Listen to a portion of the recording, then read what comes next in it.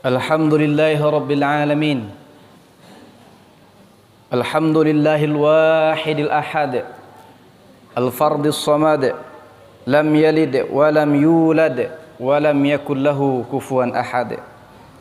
Ashhadu an la ilaha illallah wahdahu la syarika lah, wa ashhadu anna Muhammadan abduhu wa rasuluh, arsala rasulahu kaffatan linnas basyiran wa nadhira, la nabiyya wa la rasula ba'da, amma ba'd.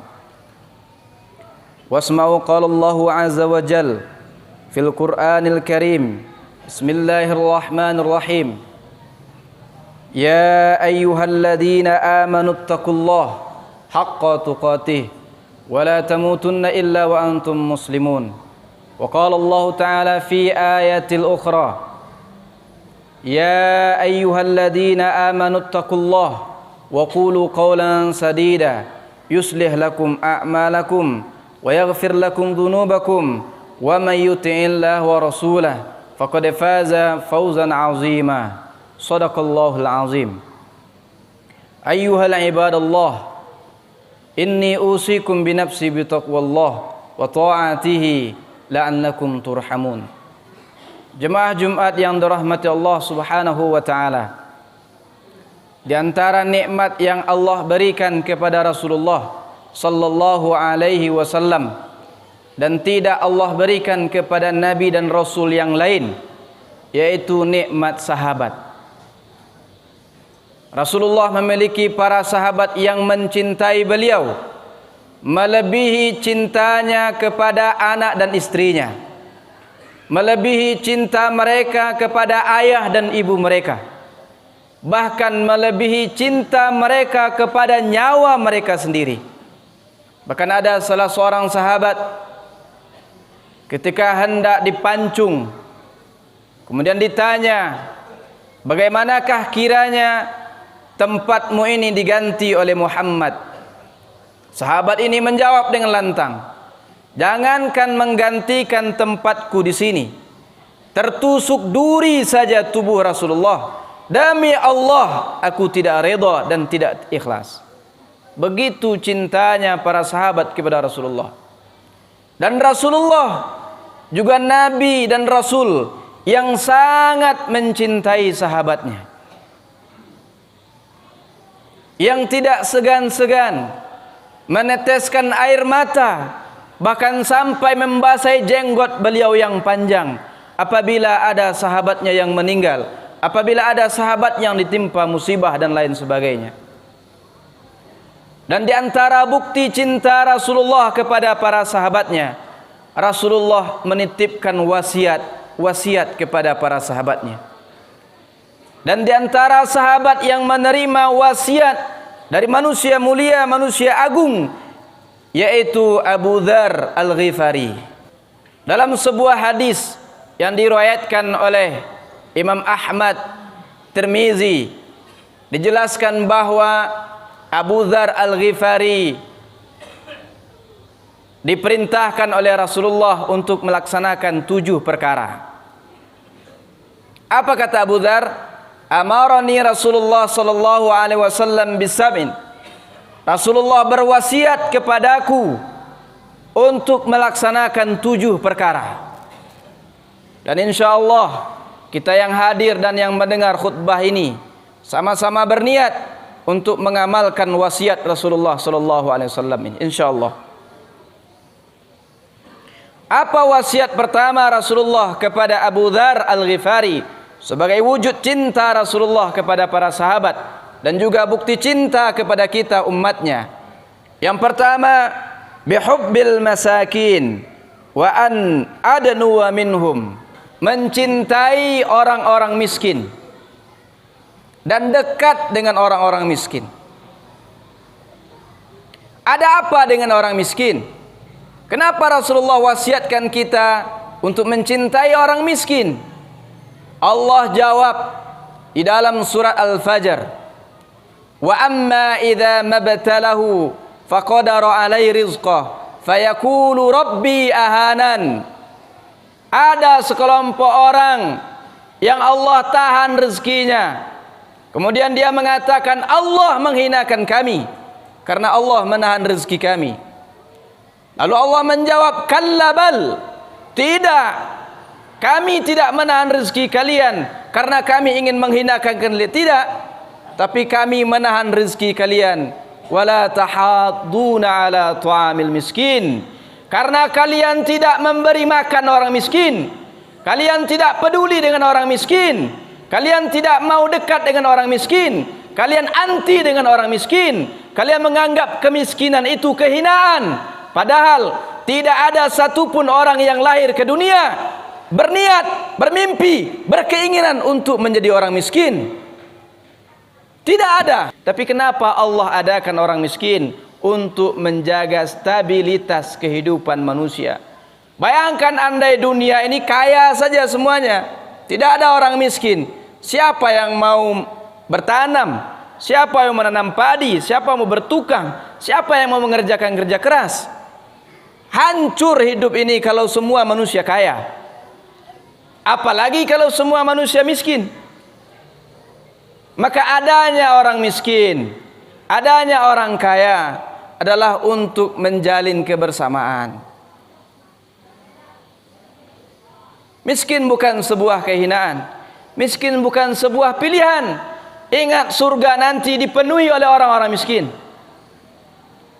Maka kita yang diberi kelapangan rezeki, apalagi di tengah pandemi ekonomi carut marut hari ini, mari kita lihat tetangga kita, mari kita lihat sanak saudara kita, bantu makannya, bantu biaya sekolah anaknya. Jangan sampai ada di sekitar kampung kita orang miskin yang terlantar. Kenapa? Karena kata Rasulullah SAW, hal tunsaruna wa turzakuna illa bi du'afaikum. Kalian tidak ditolong, kita tidak Allah tolong dan tidak Allah beri rezeki kecuali atas bantuan orang-orang lemah di antara kita. Ini yang pertama, wasiat Rasulullah kepada Abu Dzar Al-Ghifari, dan insyaallah akan sama-sama kita amalkan. Yang kedua, kata Abu Dzar, wa an la anzura ila man huwa fawqi. Dalam urusan dunia, kata Rasulullah kepadaku, jangan pernah sekali-kali engkau wahai Abu Dzar melihat orang yang lebih kaya daripadamu. Dalam urusan dunia wahai Abu Dzar, jika engkau ingin bahagia, jika engkau ingin menjadi orang yang bersyukur, jangan ukur hidupmu dengan orang yang lebih kaya darimu. Karena kalau kita hidup di dunia mengukur kebahagiaan, kesuksesan dengan harta, di atas langit masih ada langit, tidak akan pernah kita rasakan kebahagiaan. Maka konsep hidup, rumus hidup sudah diajarkan Rasulullah. Dalam urusan dunia, lihat orang yang lebih miskin dari kita, lihat orang yang lebih rendah dari kita. Dalam urusan akhirat, lihat orang yang lebih soleh dari kita. Namun akhir-akhir ini penyakit yang menderita kita umat Islam, terjadi kebalikan dari perintah Rasulullah. Dalam urusan dunia, kita lebih cenderung melihat orang yang lebih kaya, sehingga kita terinspirasi, kita termotivasi untuk kaya. Bahkan tidak sedikit yang menghalalkan yang diharamkan Allah agar dia bisa kaya. Dan dalam urusan akhirat, dia melihat orang yang lebih rendah daripadanya. Makanya jangan heran ada orang yang mengatakan, alhamdulillah saya mau sholat 1 kali seminggu, sholat Jumat, sedangkan ada orang lain sholatnya sekali setahun. Kalau begini cara kita memandang agama, rusak agama ini. Tidak akan tegak agama Allah ini kalau kita melihat, mengamalkan Islam dengan melihat orang yang lebih rendah daripada kita pengamalan ibadahnya. Maka konsepnya dalam urusan dunia, lihat orang yang lebih rendah. Dalam urusan akhirat, lihat orang yang lebih soleh dari kita, sehingga kita akan merasakan bahagia, hasanah fid dunya wa hasanah fil akhirah. Bahagia di dunia dan bahagia di akhirat. Yang ketiga, kata Rasulullah kepada Abu Dzar, wa an asila rahimi wa an jafani. Yang ketiga yaitu menyambungkan tali silaturahmi biarpun orang tersebut tidak menetap. Siapa yang ingin dilapangkan rezekinya, siapa yang ingin dipanjangkan umurnya, maka hubungkanlah tali silaturahim. Silaturahim itu dengan bertemu, berjabat tangan, bercerita. Serendah-rendah silaturahim, kita menanyakan kabarnya melalui teknologi yang ada. Tapi jangan cukupkan silaturahim hanya dengan video call, hanya dengan WhatsApp, hanya dengan telepon, SMS dan lain sebagainya. Silaturahim yang paling utama tetap datang, bertemu, berjabat tangan, duduk bersama. Ini silaturahim.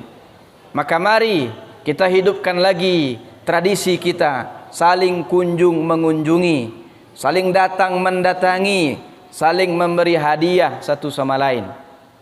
Karena orang yang saling mengunjungi, orang yang saling memberi hadiah, dia akan mudah saling mencintai. Itu yang ketiga. Yang keempat kata Abu Dzar,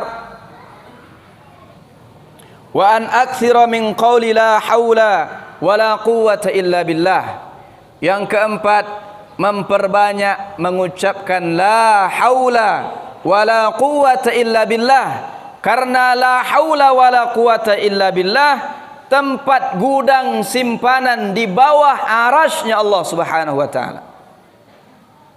Kenapa tidak disimpan di langit? Kenapa tidak disimpan di bumi? Kenapa tidak disimpan di akhirat? Kenapa mesti disimpan di arasy-Nya Allah? Karena makhluk Allah yang paling besar, bukan bumi, bukan langit, bukan surga, bukan neraka, tapi arasy-Nya Allah Subhanahu wa taala. Begitu besarnya fadilah mengucapkan la haula wala quwwata illa billah, sehingga harus menjadi simpanan di bawah arasy-Nya Allah Subhanahu wa taala. Insyaallah setelah ini kita akan biasakan mengucap la haula wala quwwata illa billah.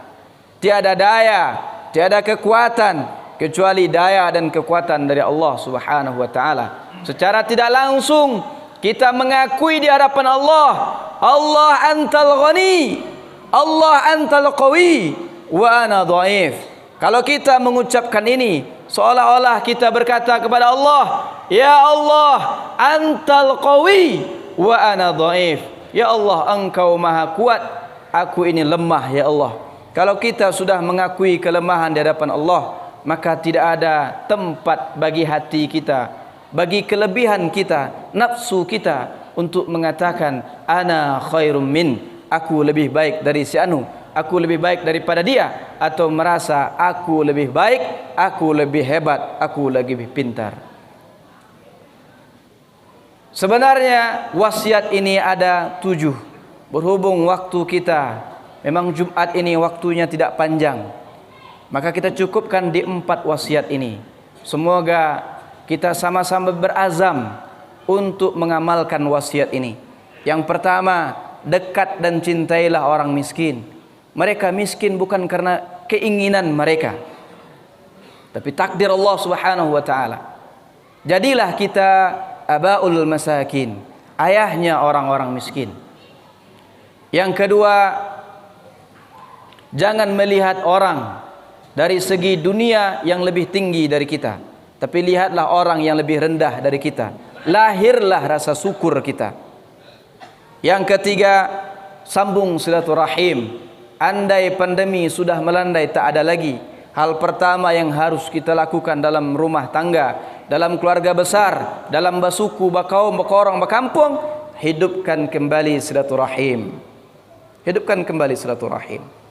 Yang keempat, mari banyak-banyak membaca la haula wala quwwata illa billah. Barakallahu fikum. Taqabbalallahu minni wa minkum taqabbal ya karim. Fa'tabiru ya ulil absar la'annakum turhamun.